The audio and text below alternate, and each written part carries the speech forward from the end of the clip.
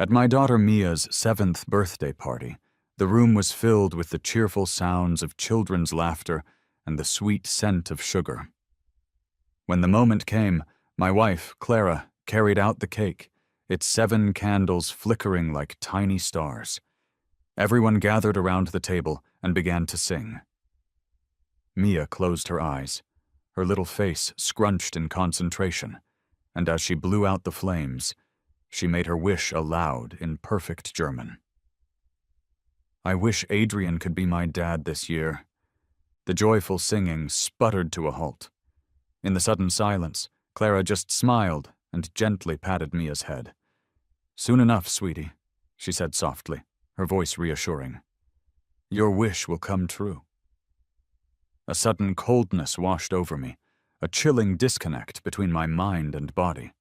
My fingers went numb, losing their grip on the heavy platter I was holding, which was laden with the slices of cake I was about to serve. I watched, as if in slow motion, as the beautifully decorated cake tilted, slid, and then crashed onto the polished wooden floor in a mess of sponge, cream, and shattered expectations. Clara's head snapped toward me, her brow furrowed with what looked like concern. "Leo, what's wrong?" she asked, her voice laced with surprise. I shook my head quickly, forcing a smile onto my face that felt brittle and thin. "It just slipped," I managed to say, my own voice sounding distant. But inside, a quiet storm was raging. I knew exactly what had happened. I understood German perfectly, a fact that seemed to have completely slipped her mind. My hold on the cake had faltered because her casual confirmation of our daughter's devastating wish caught me completely off guard. She seemed to have conveniently forgotten that I had spent my entire childhood in Germany, only moving back for university, which is where we met. When she discovered my background, she had enthusiastically taken up learning German, claiming it was a way for her to feel closer to my roots. I was the one who had patiently taught our daughter the language, spending countless hours with her, turning lessons into games. Now, Clara was on the floor, efficiently wiping up the mess with a paper towel. A moment later, she salvaged a piece of cake that had remained on the platter and held it out for me. "Here, honey," she said with a warm smile. I instinctively took a step back, shaking my head again. "I'm not really hungry," I told her. Mia, oblivious to the undercurrent of tension, stuffed a large forkful of cake into her mouth, her cheeks puffing out. "I'm still here, you guys," she mumbled around the mouthful. "You have to tone down all the lovey-dovey stuff." She was a beautiful child, with the same bright eyes and lovely smile as her mother. Clara wrapped an arm around mine, leaning her head against my shoulder and raising her eyebrows playfully at Mia. "Being good to your father is just part of my routine, sweetie. You'd better get used to it." In response, Mia put her plate down and ran over, curling up in my embrace and hugging my legs tightly. "No way," she declared. "It's my birthday today, so Dad is all mine." I felt her small arms squeeze me, but I couldn't bring myself to react as I normally would, with a reciprocal hug and a gentle pat on her head. She sensed my stillness and looked up at me, her lower lip pushing out in a pout. "Dad, why don't you hug me back? Are you and Mom picking on me?" Clara chuckled from beside me, but I just stared down at my daughter, a strange sense of detachment settling over me. "I was just thinking," I said, my voice flat. "Maybe you two have found someone out there that you like better than me." Mia's little body went rigid against my legs. "Dad, you're talking nonsense." Clara's smile also vanished, replaced by a look of concern. She softly stroked my hand. "Leo, you're the one we love most. Why would you ever think something like that?" I pulled my hand away from her touch as if it had been burned. They were trying to trick me, to smooth over the truth I had just heard with my own ears. They seemed to forget that I despise lies more than anything in this world. I had warned her when we got married, standing before all our friends and family, that any form of deception would be the end of us. I would leave, go back to Germany, and never see her again if she were ever unfaithful. She had vowed, with tears in her eyes, to always be honest. I had no idea how long this betrayal had been going on, but it was clear that even my own daughter had sided with someone else. 5 years of teaching her, of building a bond, felt as if they had been erased in an instant. For a moment, I thought I might break down, that I might start screaming. But surprisingly, an unnatural calm settled over me as I began to mentally calculate where I would go next. I gently pushed my daughter away. "I'm tired," I said, my voice devoid of emotion. "You two go ahead and enjoy the party." Mia stared at me in disbelief, her face crumbling when I didn't offer my usual comfort. Her cries started to fill the room, and Clara rushed to her side, whispering words of comfort. There, Mia. Don't cry. Maybe Daddy's just not feeling well. I'll go check on him, okay, sweetheart?" Through her sobs, Mia sniffed and nodded. As I was closing my bedroom door behind me, Clara slipped inside. At that exact moment, a notification lit up her phone screen on the nightstand. "Want to come over tonight?" it read. She didn't see it. Her attention focused solely on me as she approached with a worried expression. "What's wrong, honey?" I looked down at her phone, then back at her. "I saw your message pop up just now," I said calmly. I reached for the phone and unlocked it right in front of her. A flicker of panic crossed Clara's face, but she quickly tossed the phone aside, trying to demonstrate her loyalty. "My main goal in life is making my husband happy," she said, her voice smooth. "Who is anybody else?" As she spoke, she leaned in, her eyes filled with a manufactured desire. "Honey," she murmured, nestling closer and whispering into my ear, "I knew you couldn't resist me." Her head rested against my neck, but before anything more could happen, the door burst open with a series of frantic knocks. "Dad, Mom, I don't feel well!" Clara snapped back to reality, quickly moving to open the door. "Mia, what's wrong?" Our daughter was curled up, hugging her belly and speaking in German. "Mom," she said, not bothering to lower her voice, "I pretended to have a stomachache so we could leave. You said you'd take me to see Adrian today." Her acting was impressive, tears welling in her eyes. It would have completely fooled me if I hadn't understood every single word.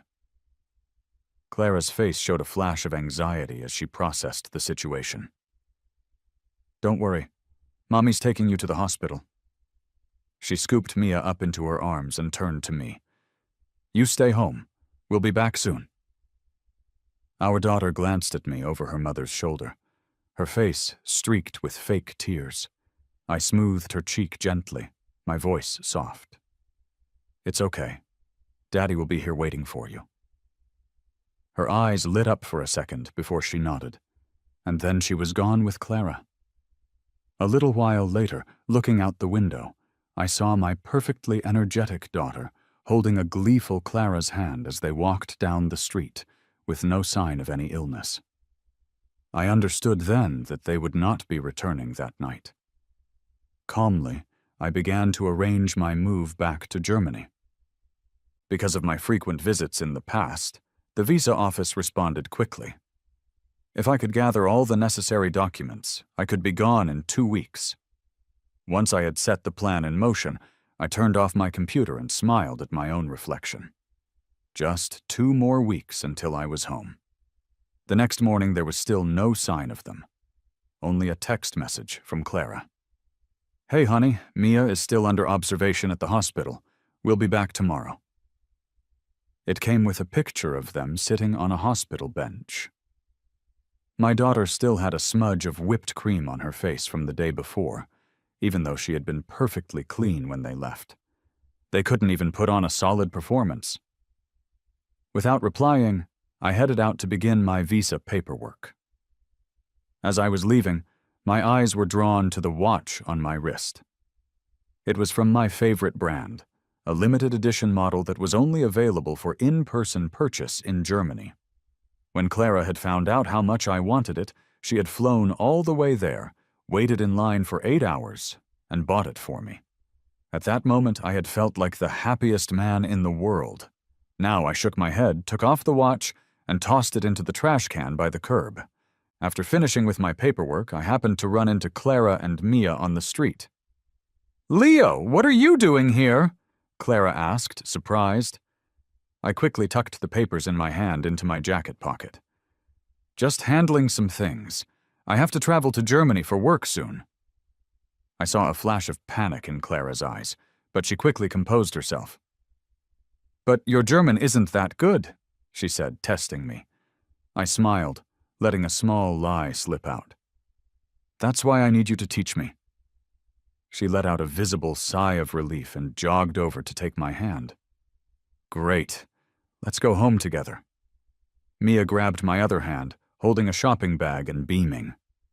"Yay, I know a little bit too, and I want to teach Mom." They both laughed, each holding one of my hands. Their joy seemed real, but mine was just a facade, and a chill in my heart spread endlessly. We were a long way from our neighborhood, and especially far from the hospital near our house. The only logical reason for them to be in this area was that this Adrian person lived nearby. The cloying fragrance coming from both of them was overpowering, and after a few minutes I couldn't bear it any longer. I coughed a few times, and Clara quickly asked what was wrong. I took a disposable mask from my bag and put it on. "The perfume is making my nose uncomfortable," I said coolly. "My sinus issues, you know." They never wore perfume at home, specifically to avoid triggering it. For a moment, they both looked even more flustered. "Maybe it's the smell from Mia's neighbor at the hospital," Clara explained hurriedly. My daughter let go of my hand and ran to her mother's side. "I don't want to bother Dad either," she said, though the young child couldn't hide the look of contentment on her face. I couldn't understand why she seemed to dislike me so much, why she was so happy to be away from me whenever she got the chance. I didn't try to cheer her up as I usually would, just gave a non-committal reply. She paused, surprised. The glance she shared with her mother was full of bewilderment. Back home, Mia presented me with an Hermès tie clip, her eyes twinkling. "Look, Dad, Mom and I picked it out. We spent a long time choosing." In the past, whenever Clara sensed I was unhappy, she would find ways to cheer me up, often with a coveted gift. This time they were both anxiously awaiting my reaction. I sighed internally, but managed a smile as I took the tie clip. "I really like it. Thank you." Clara's face lit up. "I'm so glad. So, what do you want for lunch?" My daughter chimed in. "I want sweet and sour ribs today."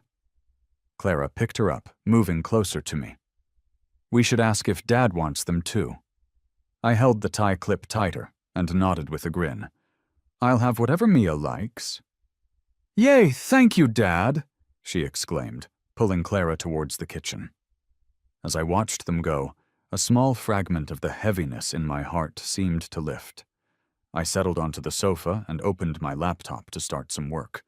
But almost immediately, a friend request popped up on my phone. It was from a man's profile, and without thinking much about it, I accepted. Instantly, a message came through. "So, do you like the tie clip I picked?" I knew at once it was Adrian, the man they had been talking about, trying to provoke me. In that moment, I regretted the small mercy I had felt just moments before. The thought of just staying, of trying to keep things civil, vanished. Some people, it seemed, just had more layers to their deceit. I didn't reply, but Adrian didn't seem to mind. He sent over a picture of him and Clara drinking from the same cup. It was a live photo, and through the reflection in the glass behind them, I could see it was taken by my daughter. I could even hear her voice, clear as day. Mom and Adrian are perfect together. Adrian sent another message. "What do you think of our couple picture? There's plenty more.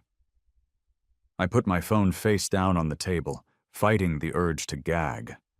A wave of disgust washed over me, and I leaned over the arm of the sofa, dry heaving into the trash can. "Leo, what's wrong? Don't scare me like that." Clara rushed over from the kitchen. I couldn't throw up anything, but I struggled to stand, blaming the feeling on some oily food I had eaten that morning. My daughter handed me a cup of warm water. "Here, Dad, have some water." I looked at the cup, and the photo of them sharing a drink flashed in my mind again. I quickly pushed the cup away, turning back to the trash can and retching some more. The water splashed onto my daughter's dress, and she pouted before bursting into tears. "I hate you, Dad. Why do you always need comforting? You're nothing like Adrian. He spoils me," she cried, her voice getting louder and louder.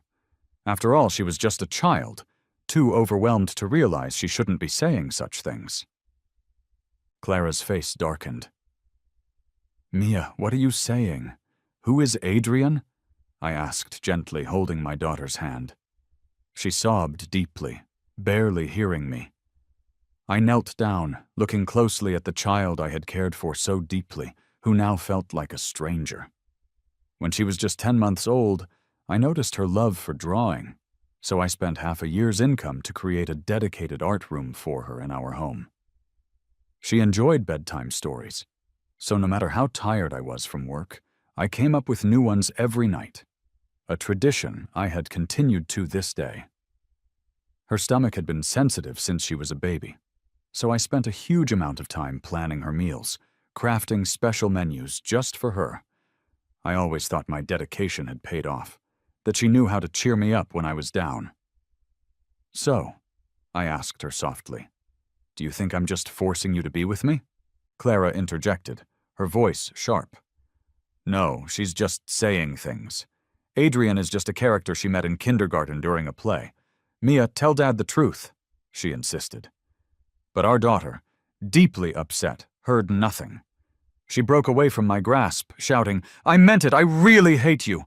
Mom, didn't you promise you would get me a new dad after my birthday? I don't want to wait anymore!" Clara quickly covered our daughter's mouth, her eyes wide with panic. "Don't say such things, sweetheart." She then picked Mia up and started carrying her to her room. "She might just be tired." I slowly got up and tugged at Clara's sleeve. "Well," I said, my voice dangerously quiet, "if our daughter wants a new dad, let's grant her wish." "Leo, don't say that. I can't handle losing you," she pleaded, before disappearing into Mia's room. As she rushed off, holding her daughter's mouth shut, I slumped down by the couch, feeling completely drained. The defiant attitude I had adopted just vanished. For a moment, I even considered that this was a chance to make a clean break, to divorce Clara and go back to Germany. Then, a new worry surfaced. Clara wouldn't let me go. At some point, she returned, sitting beside me and taking my hand. "Honey, don't be mad. You know Mia is only 7. She's probably just repeating something she heard and doesn't really mean it." Her grip tightened on my hand. "So you were just speaking in anger, right?" Her eyes had an almost obsessive possessiveness that made my skin crawl. I knew if I openly said I wanted to leave, she would do everything in her power to stop me. I forced a smile. "Yeah, I was just upset." Clara visibly relaxed. Over the next few days, Clara stayed uncomfortably close, more attentive than ever. She hardly left my side, even working from home. Her phone would often chime, and I noticed Mia's eyes would light up every time it did. It must have been Adrian's custom ringtone. Clara would glance at the phone, decline the call, and reassure me it was just an annoying competitor from work. But despite her constant presence, I couldn't find a good opportunity to pack my things. I only had a week left until my planned departure. Since Clara and I had started dating, I had rarely returned to Germany. My parents had moved there long ago and had only visited for our wedding and a few New Year's holidays. I had tried suggesting a family visit to Germany with Clara before, but she always claimed she was too busy with work. Eventually, I stopped asking. Then, I got another message from Adrian. Attached was a photo of a visa. "Doesn't matter if you won't let Clara accompany you," the message read. "She's already agreed to go to Germany with me anyway. You can stay at home and see how your wife and daughter both prefer me." I shrugged it off. Another message followed. "Watch as I take them away from you." The next time her phone rang, Clara answered it right in front of me. I could hear Adrian's voice clearly through the line. Clara was obviously flustered, whispering into her hand. "I'll be there soon," she said. Our daughter quickly stood up. "Mom, are you going to the office? I want to come too." Since she was 4, she had often gone with Clara, supposedly for some kind of early learning program. I now suspected it was just an excuse to see Adrian. Clara gave me a questioning look. "Honey, I really need to go." "I understand. Go ahead," I replied softly. Then I smiled at Mia. "If you want to go with Mommy, you can." Her eyes lit up, and she quickly took Clara's hand, ready to leave. Before they left, Clara promised she would be back for dinner. Once they were gone, I went to my study and printed a divorce agreement. Over the years, I'd signed many documents for Clara. Our signatures were quite similar. I picked up a pen and signed my name with a sense of finality. I felt like I could finally breathe. That evening, Clara kept her word and came home. I sensed a faint, fresh fragrance on her, like she had just showered. She gave me a look that was both affectionate and longing, then threw her arms around me, burying her face in my shoulder. "Honey, it's been so long," she murmured, pressing close. I resisted the powerful urge to push her away. "What, isn't Adrian enough for you?" I thought. But Clara, oblivious to my mood, persisted. Before things could go further, I spoke in a raspy voice. "Clara, how about we have a drink first?" I suggested, framing it as a romantic game. Her eyes twinkled with a mix of surprise and excitement. "All right," she agreed. I had already prepared a drink for her, spiked with a strong sleeping aid. As she drank and her eyes started to glaze over, she eventually fell asleep on the sofa. I let out a sigh of relief and picked up my phone, only to see a new photo from Adrian. It was a close-up of him and Clara, her face flushed. "She's definitely more than enough," his message read. I chuckled and sent him a picture of the sleeping Clara beside me on our sofa. "Seems like she found your scent too much and came back to me," I typed. I also sent a recording of Clara murmuring affectionate things in her sleep. "You," Adrian replied, almost immediately, and began to rant. I couldn't be bothered, so I turned off my phone and went to bed. With only 3 days to go before my flight to Germany, things moved quickly. When Clara woke up, she had forgotten most of the previous night due to her hangover and leaned on my shoulder, mumbling. Instinctively, I started to dry heave. I couldn't believe my physical aversion to her was so strong. Clara snapped awake, patting my back. "Babe, what's wrong?" I played along, lying that my stomach felt off. Her face filled with worry, and she quickly got dressed to take me to the hospital. As we were leaving, we ran into our daughter, who had just woken up. She rushed over. "Daddy, what's wrong?" I stayed silent as Clara answered for me. In the car, Mia carefully rubbed my stomach, and Clara ran 3 red lights to get me to the hospital. At the attending doctor's office, I spotted a familiar face. Of course, the doctor was Adrian. No wonder Mia had to go to the hospital on her birthday. The moment he opened the door and saw me, Adrian's eyes widened. Clara casually helped me to a seat. "Doctor, can you check my husband's stomach?" she asked earnestly. Her acting was truly award-worthy. After a moment of shock, Adrian regained his composure and, using his professionalism, examined me before finding an excuse to get me alone in his office. "Are you here to mess with me? There's nothing wrong with you," he said, tossing my report at me.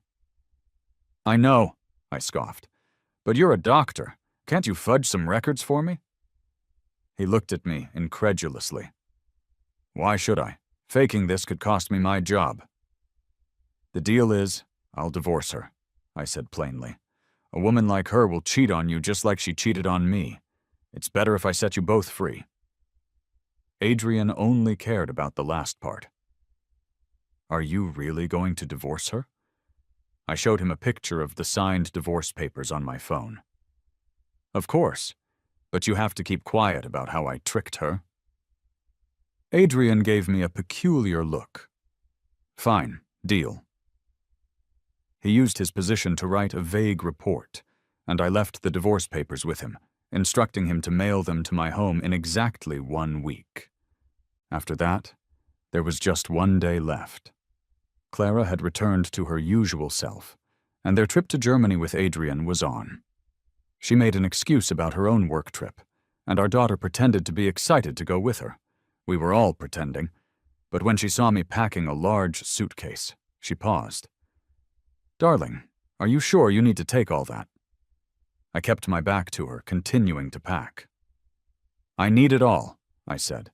I turned with a grin to calm her fears. I'll be back. I'll even get you a gift. Her eyes lit up, and our daughter scampered over at the mention of a gift.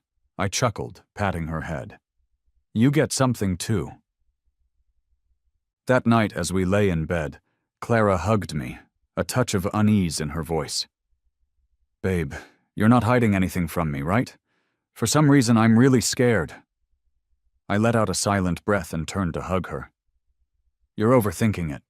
You're probably just not used to me and Mia being apart for so long. To reassure her, I patted her back until she fell asleep. Then I stopped. By the faint moonlight coming through the window, I looked at the woman beside me. From our college days to our marriage, to our daughter turning 7, her features had only grown more beautiful. If it weren't for this incident, I would have never known that the tenderness was fake and the coldness was real. The next morning, Clara and Mia left early for the airport.